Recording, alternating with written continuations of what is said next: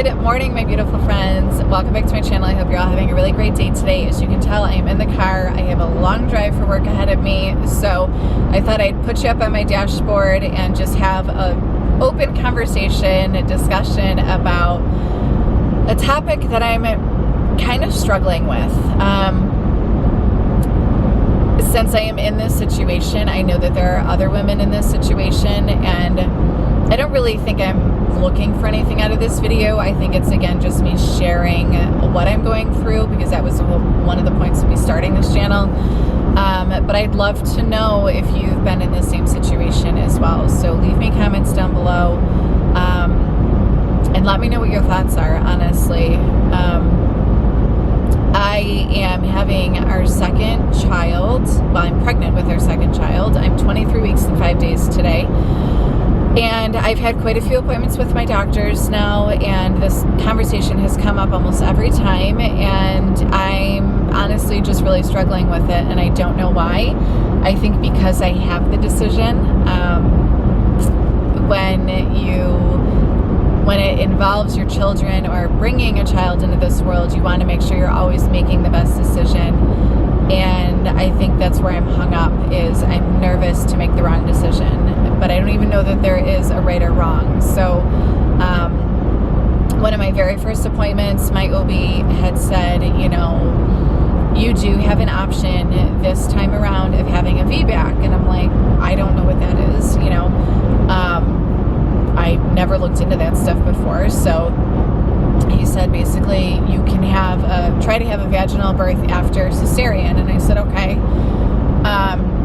Because I had a C-section with Xavier because he was breech, and that was the only reason why. 39-week appointment. We went in, they did an ultrasound. They were doing a weekly at that point, and they're like, he's not even remotely close to being in the right position to give birth. I mean, he probably would have stayed in my stomach for 42 weeks. I honestly, he was so content in there. I really believe he would have been like an over the due date baby. But my doctor said, you know, we don't want to risk you going over your due date. Your cord can prolapse if you go into labor naturally, blah, blah, blah, blah, blah. There was all this whatever. And he knew I didn't want a C-section. He knew that I was really upset. And not even upset, I mean, I was devastated. I was beside myself. It was not good. I was not mentally in a good place. We had a meeting that night for me to commission an artwork for a client, and I'm like, I didn't want to go. I didn't want to do. I was not in a good spot. And I told him, I said, listen, if I have to do this, I want you to be the one to do it. He has been with me through all of my cancer nonsense. He was the very first person I called when I felt my lump in my breast. So I trust him wholeheartedly. He's been doing it a long time. I trust his judgment. So that wasn't a question. If he said that that's what needed to be done, then I just went with it. But I wanted him to do it. And he said, you know, I don't want you to go past your due date. I'm taking my daughter to college this weekend, so we need to do it tomorrow. And I'm like, it was a Thursday, I had the appointment. I'm like, whoa, I need at least more than one day I need more than not even 12 hours. They wanted me at the hospital 6 a.m. the next day. And I'm like, I need more time than that. He's like, let me go see what I can do, blah, blah, blah. So we wind up getting to the hospital for the C-section. They scheduled me for Saturday. And one of the nurses or other doctors said, how did you get him to do it on a Saturday? And I'm like, well, what do you mean? And they're like, he doesn't do this on a Saturday. He's like, are you friends? And I'm like, well, no, I'm just, you know, I've been with him for a long time, but, you know, we're not we don't go to dinner, you know.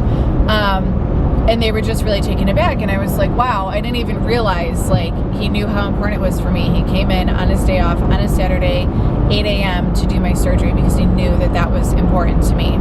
And that still sticks with me, and I'll never, ever forget that. And I'm just grateful, you know, that he was there and supported me. So The C-section went flawlessly. I was scheduled for 8 o'clock for surgery. Xavier was born at 8:30. The one issue, which was, you know, a little dramatic, whatever the right word is.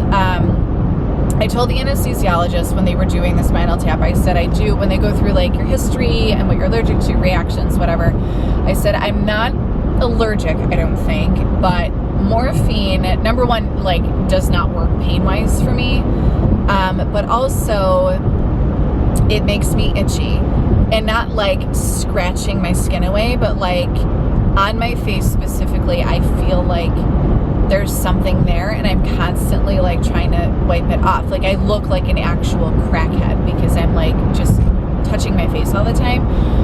He's like, that's okay, we'll just give you Benadryl, because for whatever reason, like I had to have the morphine in whatever it was that they were using. He's like, we'll just give you Benadryl, and I'm like, if you're gonna give me Benadryl in an IV, it's gonna knock me out. And I know that because every chemo treatment I had, they would put Benadryl in my IV, and I was just out, just done. I couldn't form a sentence. I was like wasted in like literally seconds of it hitting my bloodstream. So he's like, we'll just give you a half a dose, and then this way, you know, it won't just completely take you out. And I'm like, all right, that's fine. So we, I get back to like the recovery room, and my face starts itching, and I'm like, I'm really itchy. Like, did you give me the Benadryl? And he's like, no. And then I am almost positive I got the full dose, because I am telling you, I was instantly knocked out. And not knocked out, like I was still conscious and aware of what I was doing, but I could not form a sentence. I could barely keep my eyes open.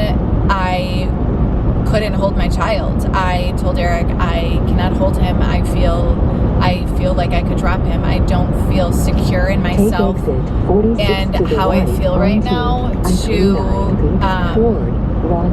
like, I just don't feel okay to do that. So, which is not a good feeling. Like, you're supposed to do skin to skin and have that contact and that bonding right away, and I'm like, I can't do it because I'm afraid. So the nurse comes in, and she's trying to take our temperatures, and I don't know what it was. I don't know if the thermometer was broke. I swore she used multiples of them, and both Xavier and I, our temps were coming back at like 94. Mine's always 97. Always, always, always. And so now I'm getting nervous, and I'm like, okay, just give him to me. Just give him to me. Let's do skin to skin and see if our body temperatures will regulate. So we did, and after a while, we had normal temps. So that was fine. But I tell you, to have that feeling of not being able to hold my child, it was not a good one. It just wasn't, you know, when Eric was nervous, he was shoved in this room with a newborn, never held a baby that small in his life, and they're like, here you go. He's like, what? It was like just not, he's like, how do they know that I'm like capable? I'm like, they just expect you to be. I don't know. So that was really hard.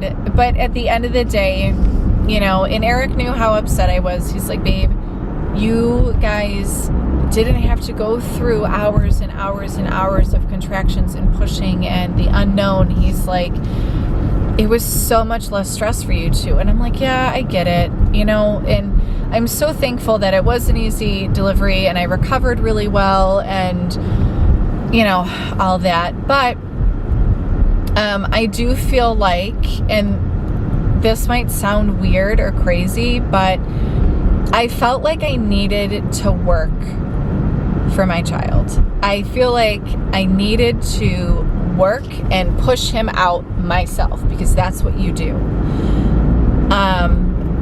Which is insanity, because I think it's like 20 to 30% of women have cesareans. It's not, whatever. But my biggest thing was, and I think part of the reason I struggled the most was I did, that opportunity was like taken from me, right? Like I no longer had that choice. And that might come off like goofy, but I also do not have the option to breastfeed either. That was taken away from me also. And because I had breast cancer, I had a double mastectomy, which means I have no milk ducts, I have no breast tissue, I don't have nipples, okay? There's literally absolutely no way that I could ever breastfeed a child. So I think because that was taken away from me, and then the ability to have my son the way I had planned it on my birth plan, you know what I mean? Like, does that sound like, I don't know, am I being weird? I just feel like I just didn't have that control anymore. But anyways, he was healthy and his little head was perfectly round because he didn't have to be shoved out of a birth canal, and everything was fine. And at the end of the day, I'm thankful that his delivery was so great. Now, because I'm given the choice of, hey, you can go one way or another, I'm like so nervous to make the wrong decision. So of course, after my first appointment, I thought I was just going to do the C-section. I'm like, you know what? I don't want to have another surgery. Like, let's be honest. I've had 7 surgeries already between breast cancer and then his C-section. I know I need at least 1 more breast reconstruction because they're still a hot mess whenever I get to that. And then another C-section. Like, I'm not trying to have at least 9 surgeries under my belt. And then Lord knows what I'll need in the future. So, I don't want to have another surgery. I just don't. And now I'm in a different place where after I have this baby, if I have a C-section, I have a 2.5-year-old that still is a mama's boy and wants to be picked up and held. And how am I going to do, like, not pick him up for 8 weeks? Like, that just it's not going to work. And I certainly am not going to have someone at my house for 8 weeks. Eric can't take 8 weeks off from work. And I don't, not him in particular, but like, I don't want a family member there with us for 2 months. I just don't. I want to bond with my child. I want my son to bond with his sister. I don't want that. It's not practical. It's just not. So, that's a big thing. Plus, I'm also going to have to be in the hospital a lot longer for recovery, which I don't know if they've changed that because of, COVID or not. I can't imagine they would have. I don't know. That's not something I asked, but I don't want to be away from my son that long. I don't. He's my little love. I can't, whatever. That's just a minor. But I do. So I started reading about VBACs because I know nothing about anything with it, and I do have some concerns. The biggest issue is that if you try to do a VBAC, that your uterine scar can rupture. That's the whole thing around all this, right? Like, that's what you're trying to avoid, and that's a big risk. However, after all the conversations I've had with my doctors and all the things that I've read, I have less than a 1% chance of that happening. You're right. I didn't have an emergency C-section. It wasn't because of preeclampsia. It wasn't because of anything besides the fact that Xavier was breached. That is the only reason why that happened. I asked the sonographer, I asked my OB to check my medical records. The scar on my stomach is like the bikini line scar, so it is like the regular scar. But I also asked them to check my uterine scar to make sure that also went in the same direction, and it does. It's the correct transverse scar, whatever they call it. So that's also really low risk. And my hospital is equipped to do emergency C-sections if one becomes necessary, which is why I'm now given this option. So one of the things my doctor did say is doing a VBAC, you run the risk of cerebral palsy happening in the baby. And I'm like, okay. So, you know, as I'm reading all this stuff about VBACs, that doesn't pop up anywhere. And so then I specifically searched VBAC and cerebral palsy, and and it basically reads like, yeah, like, of course it's a risk, but it's a risk during a normal delivery anyways. Like, if the baby gets stuck, it's basically a lack of oxygen to the brain, and that could happen for many, many different reasons. So it's not just for VBAC. You know, but then you would hope that your doctors are competent enough to know, like, okay, this isn't working, we need to have a C-section, or whatever the case is. So, am I worried about that? Not really. Because again, it's not like crazy numbers that's going to happen. I do know, and from what I've read, that if you are induced and then try for a VBAC, you do have a much higher chance of your uterine scar rupturing, because the meds that they give you for that, your contractions are a lot stronger. So I already know if I have to be induced, I'm just doing the C-section, because that's just what I've decided. I don't know. I feel like I want to go through the whole labor process. I want to have my water break if it does. I want to experience all of that. I think it's such an amazing thing that as women we have the ability to birth a human into this world, and I want to experience all aspects of it. You know, I don't know. I don't know why this is so difficult. I think it's because I have the option. I really do. I think if they just said nothing, then it would be different. But I'm just trying to make sure that I make the right choice for not only me, but for my baby too. I do think that it would be hard for Eric to watch me go through labor, only because he's seen me go through so much, and I think anyone's partner would have a hard time seeing their loved one in pain, right? Like, that's not something you ever want to see, even though you get this great, amazing gift at the end. I do feel like it's hard to watch someone you love in pain. So I do think that is something for him. You know, I don't know. Like, the C-section just sounds so easy. Like, yeah, you just go and you have a date and a time. I already have the date and time set up. We already scheduled that. They're right. I don't know. I don't know why this is so hard. I don't want it to impact Xavier, number one. I don't want to try to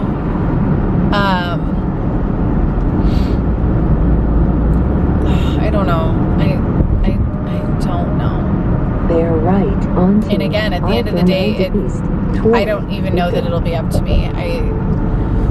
They did say at my last sonogram she has heads down, but obviously I have so much time to go yet. The chances of her staying that way are slim to none. So, at least in my world. And that's the thing. I'm probably going to think about this and stress about it, and then she's going to be breached too, so it won't even matter. But I feel like I needed to kind of get this off my chest and talk about it and see if anyone else was in this predicament, if that's what you would call it, or, you know, I don't know. Tell me your stories. You know, I really wanted to share this with you guys because I know that there are other people either currently being faced with this same dilemma, or have been through it in the past, and I really, again, I don't know, and I know I sound crazy, but it's hard to make the right decision when you don't really know that there is one. So please leave me your comments, messages, stories down below. Let me know that I am not the only person that is facing this decision, and thank you for listening if you are still here. I know this was a long ramble, but yeah, I hope you guys enjoyed. Don't forget to like this video if you did, and subscribe if you are not already part of my YouTube family. I would love to have you for this wild new adventure we are going to be on, and we will see you in the next one.